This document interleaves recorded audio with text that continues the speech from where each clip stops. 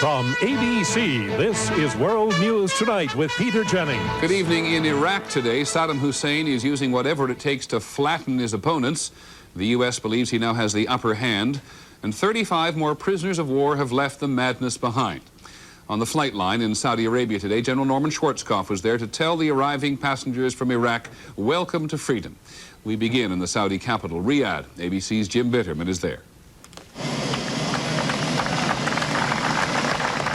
After winning the war, winning the release of the Allied prisoners of war was the highest priority for the military men.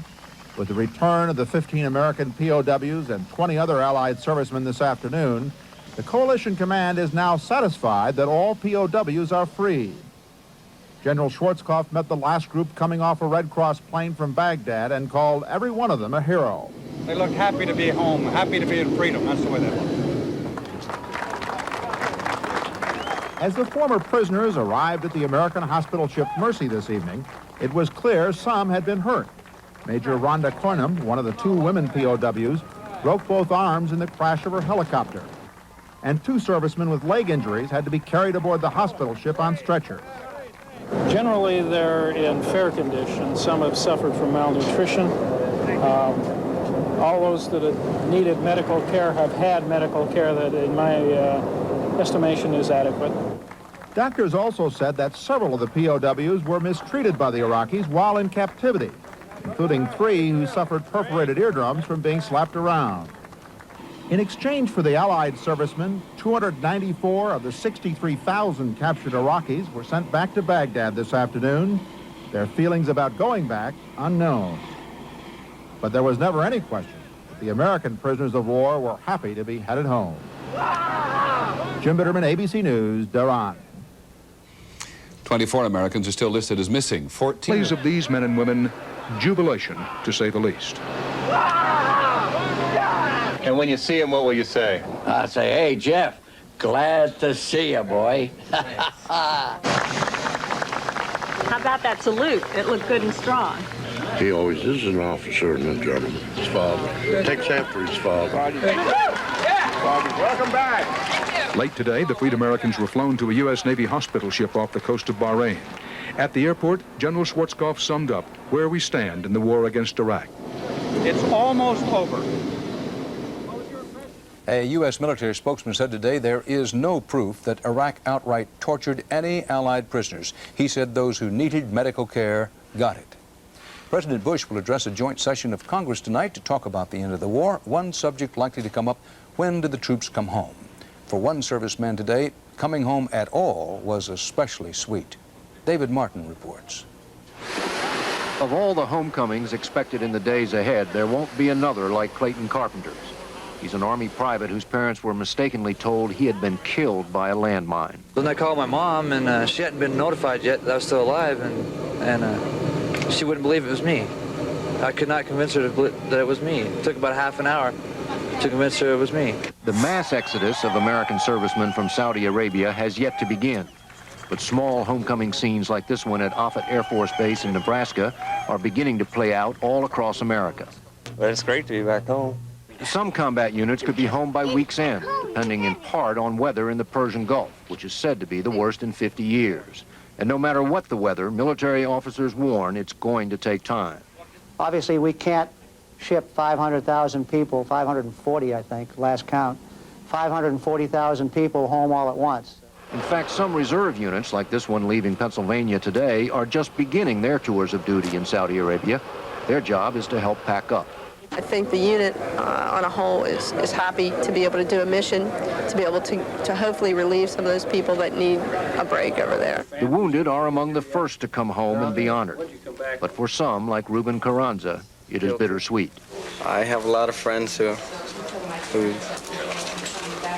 didn't make it back, so it's kind of hard to really feel ecstatic about it. And there will be too many homecomings like 23-year-old Kenneth Perry's, who came home to South Carolina today for the last time.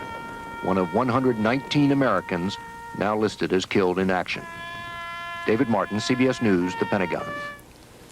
Elements of the 82nd Airborne were among We lived in the prison, I did, for nearly 2 months, and never saw any sunlight at all. Matthews said he and the other prisoners were freed when armed mobs took over Basra this past weekend.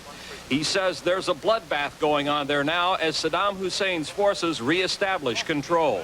They're killing people and leaving them in the street. The reason is, the philosophy is to set an example. Matthews finally hitched a ride back to Kuwait City. Another Briton was getting a lot of attention in the Kuwaiti capital today. British Prime Minister John Major, the first leader of one of the Allied countries to visit post-war Kuwait. The victory celebrations continue in Kuwait City, jubilant soldiers firing weapons in the air. Amid all the celebrating, Kuwait City remains a fairly unsettled place, where officials concerned about terrorism have imposed an overnight curfew. Last night, somebody lobbed a grenade at the U.S. Embassy. It bounced off the wall, not causing anybody any harm. U.S. military sources say several Kuwaiti soldiers manning checkpoints have been shot by gunmen in passing cars. The war may be over, but tension here is still running extremely high. George Lewis, NBC News, Kuwait City. Another legacy of Saddam in Kuwait, those hundreds of oil well fires. Red Adair, the famed man from Texas, has been hired to put them out, and he said today it may take as long as... Troops must be left in the region and where, and perhaps most important, how much equipment, things like tanks and ammunition, will be permanently stored in Saudi Arabia in case the U.S. has to come back and do it all. When it was declared Iraq's 19th province. In a series of moves that will be popular internally, there have been pay increases for the soldiers who fought the mother of all battles over Kuwait. Republican guards will get an extra $300 a month. Regular soldiers and security policemen can expect a $150 a month bonus. And for the hard-pressed civilians trying to put their lives back into a new order, the Central Bank of Iraq has suspended repayment of loans, a welcome concession in troubled times. Alan Pizzi, CBS News, Baghdad. The Iraqi government told correspondent Pizzi that that would be the last television report he will be allowed to file. Still to come on tonight's CBS Evening News, a federal investigation is launched into the shocking Los Angeles night of growing public concern about the U.S. economy. The latest CBS News New York Times poll indicates overwhelming support for President Bush overall, but fewer than half of those questioned approve of the way the president is handling the economy. On Wall Street and Capitol Hill today, much of the post-war economic outlook was upbeat. Bob Schieffer reports, Los Angeles neighborhood where it happened. Jerry Bowen has a follow-up report. Witnesses to the controversial beating of a black motorist by Los Angeles police were at odds today on what precipitated the confrontation, recorded in part on this home video. Police officers involved in the stick-swinging incident contend that the man, 25-year-old Rodney King, a convicted robber on parole, ignored their orders and refused to be handcuffed after he was stopped for speeding. I was across the street in that last balcony. Like other witnesses who live in the area, Don Davis was awakened by the sounds of the sirens and the police helicopter and watched as King and the police stood outside his car. And all of a sudden we heard a bunch of commotion and he started waving his arms and it looked like they were fighting. Now it looked like the guy who got beaten up was the one who started it. But another witness who saw the entire incident unfold claims King never resisted until after an officer shot him with a stun gun, a device which electrically shocks a person into submission through 2 wires.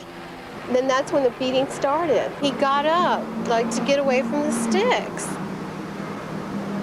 A natural human sense, to get away from the danger. He's not doing anything. He's defenseless, basically. King's relatives viewed the home video with disbelief. It was all unnecessary. He was down, he was unarmed. They didn't have to do that. And the American Civil Liberties Union today called on the Los Angeles chief of police to resign. What we don't want to have happen is that 10 police officers, 10 rogue police officers, get blamed for it. With an orange flag flying. That flag, the signal that the Iraqis wanted to talk. A signal worked out between the two sides at the Schwarzkopf military-to-military meeting 5 days ago. This was the first meeting under those arrangements. 2 Iraqi regular Army colonels met with U.S. Army Lieutenant Colonel James Stone, the ranking officer at this point north of Safwan, Iraq. They offered to release 2,000 Kuwaitis being held in Basra who had been taken by the fleeing Iraqi army. Colonel Stone immediately called the International Red Cross. 4 hours later, the IRC arrived from Kuwait City. They went directly to the command tent and then began their talks with the Iraqi officers. The Iraqis informed the representatives of the Red Cross that more than 20 journalists as well, held hostage in Basra, would be among those to be released. We have a second objective also, is to get back the journalists that were also missing in the last few days.